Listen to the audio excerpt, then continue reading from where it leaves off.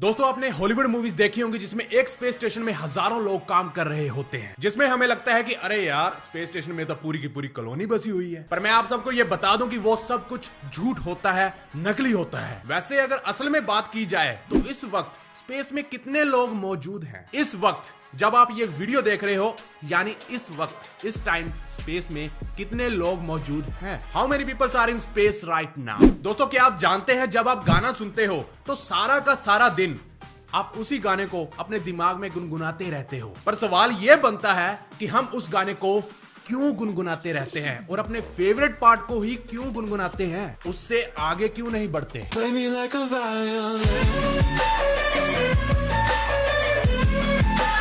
दोस्तों यह सिर्फ हमारे दिमाग का ग्लिच है। अब से सिर्फ कुछ ही देर में आप जानोगे ज़िगार्निक इफेक्ट के बारे में। दोस्तों वैसे तो इंसानी चेहरा सीधा और सामने की तरफ होता है, पर क्या आपने क्लोडियो वेरा डी ओलिवेरा के बारे में सुना है? मुझे लगता है कि इतने लंबे नाम के साथ कोई भी इन्हें नहीं जानता होगा। ये जनाब ब्राजील के मोंटे सेंटो में रहते हैं। ये जनाब हमेशा पीछे की तरफ देखते हैं क्योंकि इनकी गर्दन ऊपर से नीचे, आगे से पीछे की ओर मुड़ी हुई है। जब इनका जन्म हुआ तो डॉक्टरों ने इनकी माँ को कहा इस बच्चे को मार डालो, पर उसके बाद क्या हुआ यही जानना आपके लिए जरूरी है। आपका दिमाग सटक जाएगा। तो आज फिर से एक वायरस से भरी वीडियो में आप सबका स्वागत है और इस एपिसोड का नाम है, आज की वीडियो को बिल्कुल भी स्किप मत करना और मुझे पता है कि आप नहीं करोगे। हेलो व्हाट्स अप गाइस, मेरा नाम है Amritpal Singh and you are watching Bakchodi Wala tag. तो ज्यादा टाइम का चुतिया ना करते हुए चल गुरु हो जा शुरू। दोस्तों आपने दर्द के बारे में सुना होगा, दर्द।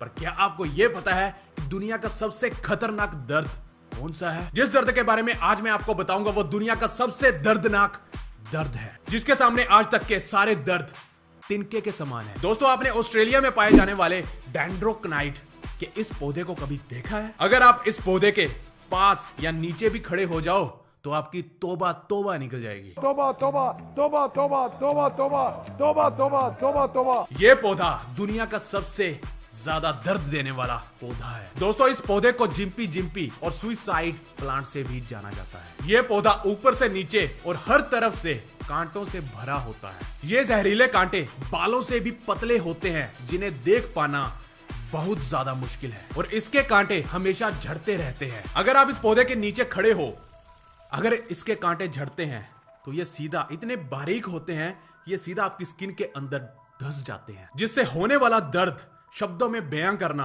नामुमकिन है। वर्ल्ड वॉर 2 के दौरान एक फौजी जिसका नाम था साइरल ब्रोमले, वो ट्रेनिंग के दौरान इस पौधे के ऊपर गिर गया। उस पौधे ने उस फौजी की ऐसी हालत कर दी थी जिसके बाद वो फौजी सिर्फ एक ही शब्द कह रहा था कि अगर मौत से बढ़कर भी कोई चीज है वो मुझे चाहिए। उस फौजी के साथ क्या हुआ ना तो मुझे पता है और ना ही आप जाने, यही सही होगा। और उसी दौरान यानी वर्ल्ड वॉर 2 के दौरान एक ऑस्ट्रेलियन ऑफिसर हल्का होने के लिए जंगल पानी गया था। तो उस ऑफिसर ने अपनी तशरीफ को साफ करने के लिए उस पौधे के पत्ते को तोड़ा और उसे टॉयलेट पेपर की तरह यूज कर लिया। जिसके बाद ऑफिसर की तशरीफ से जो आग निकली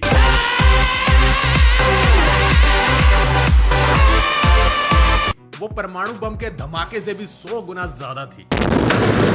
वो इतना ज्यादा दर्द बर्दाश्त नहीं कर सका, उसने अपनी रिवॉल्वर निकाली, सर पर रखी और खुद को ठोक लिया। दोस्तों इस पौधे से होने वाला दर्द आपकी जिंदगी के 4 साल खराब कर सकता है। मतलब यहां से कांटा लगा और 4 साल तक। दोस्तों अगर मैं आपको एक चैलेंज दूं और चैलेंज ये होगा कि आपको एक हफ्ते तक अपने मुंह से एक भी शब्द नहीं बोलना है, तो क्या आप एक्सेप्ट करेंगे? पर मुझे नहीं लगता है कि आप एक दिन भी चुप रह सकोगे।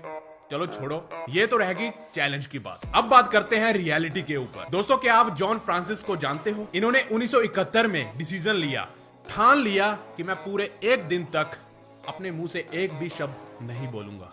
पर वही एक दिन 17 साल में बदल गया। यानी कि उन्होंने 17 साल तक अपने मुंह से एक भी शब्द नहीं निकाला। तो हुआ यह था कि जनवरी 1971 में सैन फ्रांसिस्को में समंदर के अंदर 2 टैंकर आपस में टकरा गए, जिसके कारण करीब 5 लाख लीटर ऑयल पानी में मिक्स हो गया और उससे समुद्री लाइफ बहुत प्रभावित हुई। तो हमारे जॉन भाई ने यह ठान लिया कि आज के बाद मैं ऑयल से चलने वाली किसी भी चीज के ऊपर सफर नहीं करूंगा। जिसके बाद वो जहां भी जाते थे पैदल ही जाते थे और उसी पैदल यात्रा के दौरान उनके मन में ख्याल आया कि क्यों ना मैं भी मिस्टर बीन बन जाऊं, और तभी से उन्होंने अपने मुंह से एक भी शब्द नहीं बोला। दोस्तों 2014 में एरिजोना की जेल का एक कैदी जेल तोड़ के भाग गया जिसका नाम था जोसेफ एंड्रयू। पर क्या आपको यह पता है कि उसने जेल क्यों तोड़ी? सिर्फ अपनी गर्लफ्रेंड को मिलने के लिए। मैं ऐसी गलती नहीं कर सकता हूं क्योंकि उस दिन वैलेंटाइन डे था और वो अपनी गर्लफ्रेंड से बहुत ज्यादा प्यार करता था। उसकी किस्मत बहुत अच्छी थी कि पुलिस के आने से पहले ही उसने अपनी गर्लफ्रेंड से मुलाकात कर ली थी। पुलिस वालों को यह पता था ये मजनू भाग के जाएगा भी तो कहां, ये प्यार व्यार भी बंदे को पागल बना देता है। दोस्तों आपने देखा होगा जब भी आप पूल में नहाते हो तो आपकी आंखें लाल हो जाती हैं और आपको यह लगता है कि हमारी आंखों के लाल होने की वजह है पूल में मिलाया जाने वाला केमिकल जैसे कि क्लोरीन एटसेट्रा। पर मैं आपको बता दूं कि आपकी आंखों के लाल होने की वजह है आप खुद। बताता हूं कैसे। आंखों के लाल होने का मेन कारण है आपका सुसु। जब आपका यूरिन पूल में मिले हुए केमिकल यानी क्लोरीन के साथ रिएक्शन करता है तभी आपकी आंखें लाल होती हैं। दोस्तों यूरिन में होता है नाइट्रोजन और जब ये क्लोरीन के साथ मिलता है तो बन जाता है क्लोरोमाइन और क्लोरोमाइन ही है जो आपकी आंखें लाल करता है। पता नहीं क्यों कुछ लोगों को पूल में मूतना पसंद है। धत तेरे की। अगर आप नेक्स्ट टाइम कभी भी पूल में जाओ और आपकी आंखें लाल हो तो समझ लेना किसी ने पूल में कांड कर दिया है। अब आगे बढ़ने से पहले मैं आपको बताना चाहता हूं कि आईपीएल का सीजन आने वाला है और जो लोग भी ऑनलाइन गेम खेलना पसंद करते हैं उन्हें मैं एक वेबसाइट के बारे में बताना चाहता हूं जिसका नाम है फोराबेट। इसे आप अपने लैपटॉप और फोन दोनों में इस्तेमाल कर सकते हो। ज्यादातर स्पोर्ट्स गेम जैसे मेरा फेवरेट तो क्रिकेट है और क्रिकेट के फैंस के लिए ये वेबसाइट बिल्कुल हटके है। इसका पे आउट सिस्टम भी काफी अच्छा है, पहले से बेहतर और काफी फास्ट हो चुका है। You can easily deposit and withdraw your money Paytm के द्वारा। अगर आप में से कोई गेम खेलना पसंद करता है, कोई इंटरेस्टेड है तो जाइए मजा कीजिए। दोस्तों जैसा कि मैंने आपको बताया कि हॉलीवुड मूवीज में एक स्पेस स्टेशन दिखाया जाता है जिसमें हजारों लोग काम कर रहे होते हैं, पर क्या आपको यह पता है कि वो सब कुछ झूठ है? हमें सच लगता है पर इतने लोग वहां पर नहीं है। तो चलो आज इसकी सच्चाई जान लेते हैं। दोस्तों स्पेस स्टेशन धरती से 350 किलोमीटर की ऊंचाई और 27,724 किलोमीटर की रफ्तार से घूम रहा है और उन स्पेस स्टेशन में इस वक्त जब आप ये वीडियो देख रहे हो इस वक्त सिर्फ 3 लोग मौजूद हैं। स्पेस में सिर्फ 3 लोग ही हैं। अमेरिका के 2 शख्स जिनका नाम है एंड्रयू मॉर्गन एंड जेसिका मियर और तीसरा बंदा रूस से है जिसका नाम है स्क्रीपुचका, ऐसा कुछ है। मुझे नहीं पता कि आप ये वीडियो किस वक्त देख रहे हो, कौन से साल में देख रहे हो। अगर किसी को जानना है कि स्पेस में इस वक्त या उस वक्त कितने लोग मौजूद हैं तो एक वेबसाइट है जिसका नाम है how many peoples are in space right now .com, जहां पर आप ये भी देख सकते हो कि कौन कौन बंदा कितने कितने दिनों से स्पेस में धक्के खा रहा है।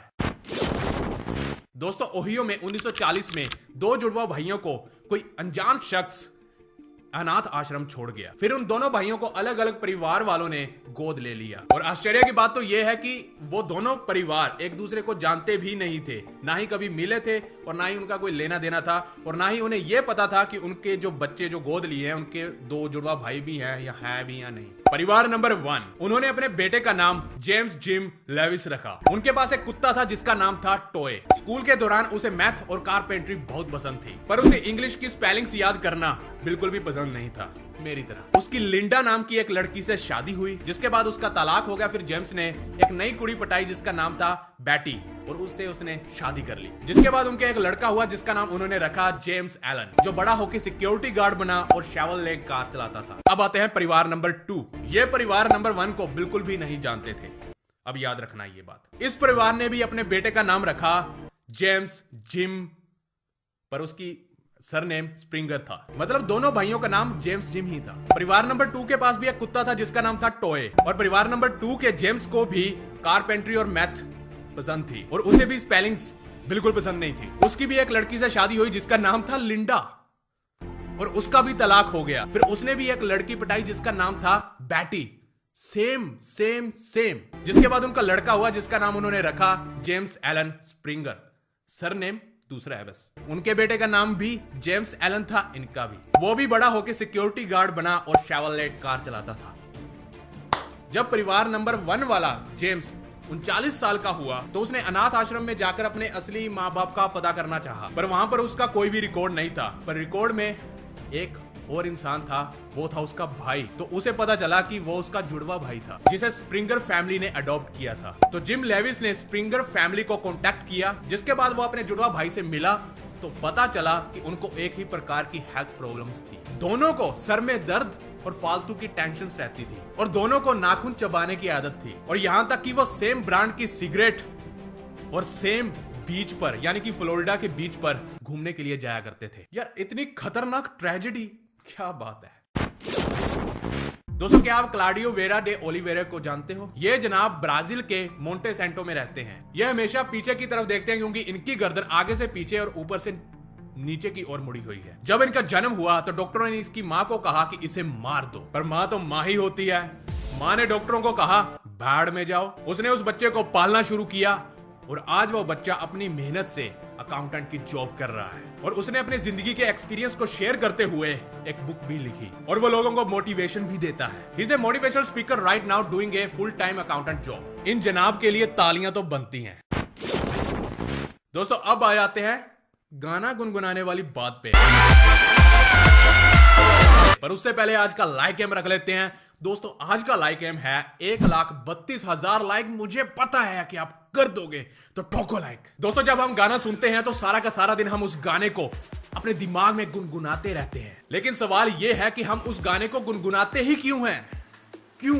और अपना फेवरेट पार्ट ही क्यों गुनगुनाते हैं, उससे आगे क्यों नहीं बढ़ते? दोस्तों ये एक तरह का हमारा दिमागी ग्लिच है। जैसे कंप्यूटर में नहीं आ जाता ग्लिच, और आजकल तो यूट्यूब पर भी चल रहा है, वैसे ही ये भी दिमागी ग्लिच है जिसे कहा जाता है द ज़ीगार्निक इफेक्ट। दोस्तों हमारा दिमाग सोचता है कि कोई टास्क जिसको हमने शुरू किया था हम उसे खत्म नहीं कर पाए, इसलिए हमारा दिमाग उस गाने को बार बार रिपीट मोड में डाल देता है, यह समझते हुए कि वो टास्क अभी तक अधूरा है। इसी मैकेनिज्म को ज़ीगार्निक इफेक्ट कहते हैं और इसी के कारण हमारे दिमाग में उस अनफिनिश्ड टास्क को लेकर बेचैनी सी महसूस होने लगती है, जिसके बाद हमारा दिमाग उस आधे अधूरे गाने को हमारे दिमाग से बाहर नहीं निकाल पाता और ना ही उस गाने को फिनिश होने देता है। बट इसका एक नुस्खा है, यानी कि एक ट्रिक है जिससे आप इस रिपीटिंग सॉन्ग से छुटकारा पा सकते हो। आप जिस गाने को गुनगुना रहे हैं आपको उस गाने की एंडिंग के बारे में सोचना है। इससे होगा ये, आपका दिमाग उस टास्क को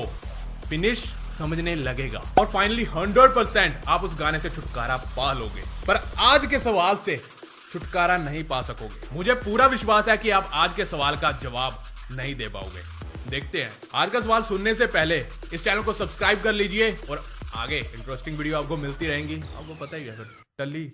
हाँ तो ये रहा आज का सवाल। आ जाओ जीनियस बंदे, कर लेते हैं दो हाथ।